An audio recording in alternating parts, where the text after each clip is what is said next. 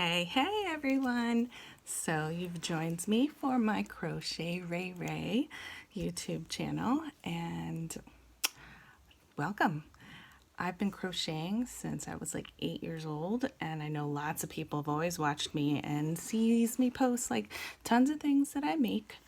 And so finally, now that we have all this time during this COVID crisis, I decided to start this channel.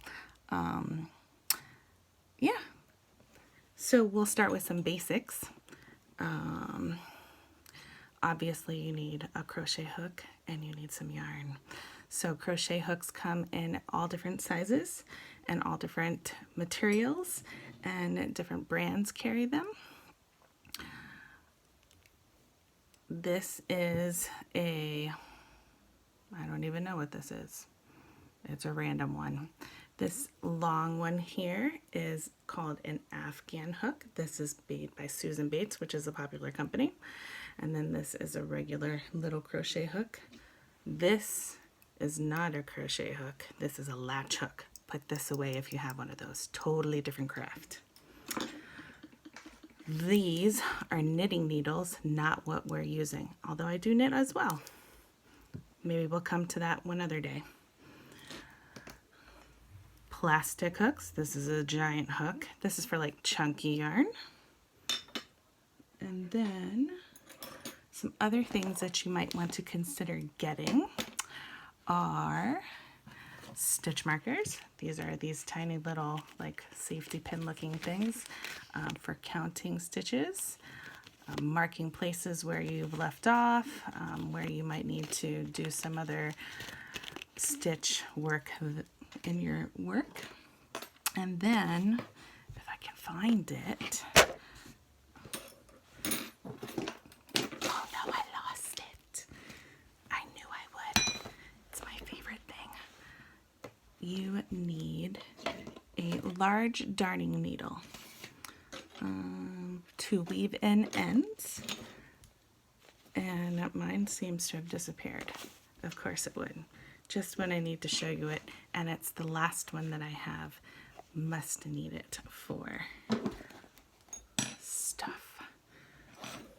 We'll find it another time. And then if you are a person who needs help keeping track of where you are, you can get a counter. This is like a row counter or a stitch counter, and you can press it every single time that you make something. Normally for like larger projects or like things that have like intricate things going on that you need to keep counting. If you're like me, I don't really have one of these, and I will count as I'm going, and people try to talk to me, and you'll hear me say like 1, 2, 3, and I'll get louder so I can keep track of my stitches. If not, I'll just completely ignore you, but I can pretty much keep conversation when I'm crocheting. And then my favorite thing that we absolutely need, we need yarn. I own a lot of yarn. Yarn is a personal preference. Some people use only acrylic yarn, which is what Red Heart Super Saver is, or super fancy yarn like wool and alpaca for nice things. I really gotta love you if I make something out of wool or alpaca. Cotton yarn, which is very useful for like dishcloths, which is an easy project that we might tackle in the next couple weeks. Or even like doilies. Do you remember those doilies like your grandmother used to make? Like this is the stuff. It's like dental floss. And the kind of hook that you need for this painstaking little piece of lace work is this tiny little needle. Do you see this? This is tiny. What number is this? This is a number 1. This needle was made, or this hook was made in England by somebody I don't even know. I got these from my aunt who passed away. And then there are hooks that have like this. See the difference between the two of these. Anyway, this is a wood-handled one. I love this hook. You can pick up hooks at like Walmart or the craft store. Not that we're going to any craft stores anytime soon. Get them online at Amazon. You can get a whole kit of them in rainbow colors. They're super cheap, a couple bucks, you can get them. And then like back to my favorite thing, yarn.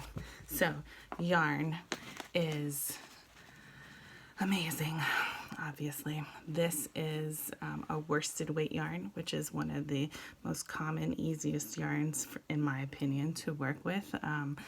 It's got a nice thickness, it's got body to it. You might not necessarily like acrylic. Acrylic is a plastic, which a lot of yarns have come down from. Like I have some vintage yarn that you can tell that it's definitely a plastic yarn. And then what else is there to talk about? Oh, other things that you need. You should get some scissors. They also have like little craft scissors that like fold up. And what else here? I lost something else. And I would suggest like getting like a little bag to keep your tools in. So like I have little project bags. I stick my little things in there. This is a pretty small one. Obviously this is just for like tools. I have project bags. This is one of my favorite bags that I got at the yarn festival. It's a whole nother thing. I can't remember who made this, but this was like a special made. Like one other llama corn bag exists. And so like you can stick a whole skein of yarn in here and all your tools and all those whatnots and stuff. Sometimes like I carry around little embellishments, so I have a little container in there for that, and all kinds of other doodads in there.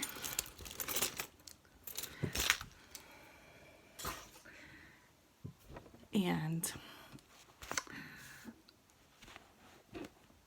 that's what you want to keep your stuff in. So, oh, I wanted to show you this. This is something I actually don't really use because I have a headlamp now, but there's like lighted, look at this, a lighted hook. That's like if you're working with like dark yarn, or if you're like me knitting or crocheting in the dark and you need to see things. This is pretty handy. I got this in a swap. That was pretty cool. Pretty cool. I don't like crocheting with plastic though. It's got a weird texture to it. I actually have some bamboo needles, and I have some other wood laminate needle or hooks. I say needles because I do a lot of knitting. I'm sorry. Hooks. But most hooks are metal. And different hooks have different weights to them, and you'll find what's comfortable for you. So I would try different hooks out. Like you can see the difference between, like, this hook has a more rounded little head, and then this one has a very angular kind of head. And I find that depending on the yarn and project that I'm working on warrants what kind of hook that I'm going to need. There are also, these are different feelings too. Like this one's like a powder coated, this one's a little bit slicker. Each yarn works with that texture of hook a little bit different. You'll find what works for you. Some people only use one, like this is a boy, and then this is a boy hook, this is the random hook, this is the Susan Bates hook. I like this one. This one has a very angular, can't tell, it's not in focus, a very angular head. So let's go back to yarn, because obviously that's the most important thing in having a project. You can't crochet without having some kind of yarn or string or whatnot. So there's some important information on yarn when you consider yarn. On the yarn, obviously, is the brand, the different colors, and then there's information on how to care for your yarn, and then what is used, like what tool best used, what goes with the yarn. So this is, you can see, like, this is the little chart. I don't think so. Chart. I think it's like a chart. And it tells you the care stuff, and then this is the important information right here. See, this tells you a hook, and this is a hook H or a size 8. Most hooks say what size they're on the interior right here, whether they're a US size like letter. So this one is a G 6 or 4 millimeters. Some English terms use the millimeters. And so we're going to use an actual size 8H hook. I don't know what millimeters that is because this is a USA one. And you'll notice if you go to the store and check them out that they come in different colors. And what I've realized why they come in different colors is so you can tell like the contrast between your yarn and the hook. I don't remember when I realized that, but I thought that was genius. I also own a lot of different color hooks and then some of the same color. So it was confusing for a while. Anyway, so to recap some basics before we start in this world of hooking, we need crochet hooks of all different styles. If you want to test out different styles, different sizes.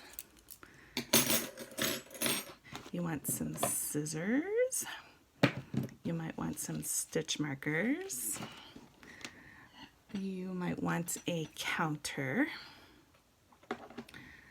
And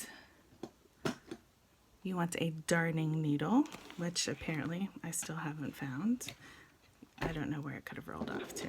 I mean, my desk is kind of a mess. And then, most importantly, you want some yarn. So, I like to touch the yarn. I'm a very tactile kind of person. I'll show you my yarn closet. It's a little crazy. So, when I think about yarn and all the things you can do with it, don't mind me, it's kind of creepy in here. We're gonna talk about what my yarn looks like. Okay, this is my closet. It's got a lot of yarn of all different types, all different sizes. I got drawers and drawers full of yarn. I know, and bags, lots of bags of yarn, all different kinds of yarn. It's kind of crazy. I do a lot of stuff. There's even a weaving loom back there. I love that thing. So, check it out. I do own a lot of yarn. That's not even all of it. I have yarn that's like in special boxes someplace. Oh, one of the other things. So if you're like me, I like to take notes. I got this cool organizer from one of my friends. Not a promotional post whatsoever. I can't even remember what this thing's called, but I got this cool like little portfolio thing. I think it's like a cosmetic bag, but it's from 31. And check it out. It's got like the zip pocket and I keep all my tools in it. And then it's got a notebook in the middle. And then it's got this pocket in here so I like stick all kinds of other cool things in there. Isn't that neat? And then I stick that in like my big yarn bag so I can travel with it with different projects. It makes it super handy. So you might also want to carry a pen, paper in your little yarn project bag to keep notes. I often alter patterns when I think that I might want to do something different than what the pattern writer has said. And I like to so I make notes and I keep a pen. Don't get like a gel pen because that'll leak on your yarn if it leaks, like breaks open or something. That has happened to me. It is a travesty. And you don't want that to happen because that stuff doesn't really come out. Anyway, let's talk about a couple things before we go on, before I leave you, because I've been talking for a lot. 15 minutes is a long time talking. So this is like a little pursey thing that I crocheted 20 years ago. It's like a little wallet kind of holder. This was before like I carried a purse and I didn't have a driver's license, so I just had an ID, and it fits a pack of cigarettes in there. I don't smoke anymore, but I love this little bag because it reminds me of like little things that I used to make. And then, you know, oh, and I showed you like, so dishcloths. I love making dishcloths. You know, I make soap. Well, if you don't know, I do make soap, and I like to sell dishcloths to go with them or tuck them in little baskets constantly. knitting and crocheting dishcloths. And you know what's awesome about dishcloths and washcloths is they're so versatile, you know, like you can use them for anything. They're great projects. And what I like to do is I like to test out like new stitches and swatches. That'll be another time too. Lots of things to discuss with just different stuff. So let's see. So those were my dishcloths and washcloths. This is like a little baby sweater. I didn't finish it. I really didn't like this material, so I didn't give it to the person that I wanted it to. It just wasn't as soft as I had hoped it was going to be. So this was a great, you know, pattern to check out. Super easy, super cute. If you have kids, we can do this another time. I love this. Very easy construction. And it's probably like the second sweater I've ever made because baby stuff goes pretty quickly. I am not a patient crocheter. I liked quick, fast projects that don't take me a long time. I like to see the results of my work instantly. If you remember, if you're joining me from Facebook, my friends, you remember my little crochet dragons. I love this project. This only took me a couple hours to do. Yeah, it's fun. So, all right. I think that's it for the recap. I hope that you join me on this delightful adventure of Crochet Ray Ray. Oh, a background about my name. Yeah, I'm totally all over the place, I know. So when I worked at this ad agency years ago, my friends there would call me Ray Ray. And it stuck. Lots of people call me Ray Ray. And we had to do some kind of like personality poster about ourselves, and we took pictures, and I took a picture of myself with, you know, a crochet hat and a hook, and Crochet Ray Ray was born. That was probably about, oh, I don't know, like 10 years ago, something like that. Maybe a little longer. It had to have been probably about 10 years ago. So, oh, I wanted to show you something else. I'm so getting off track, I know. But like, these are the cool things that we can make with crochet. And you would be super surprised that like it's so simple. It looks complicated, but it's not. It's like crochet is only made up of a couple stitches and the combination of those stitches. Like, look at this. It's a rainbow booty. I love this thing. This is a crocodile stitch. It's a little bit more advanced. It's fun though. We can make those another time as well. So again, thank you for joining me. I'm going to try this like once, maybe twice a week.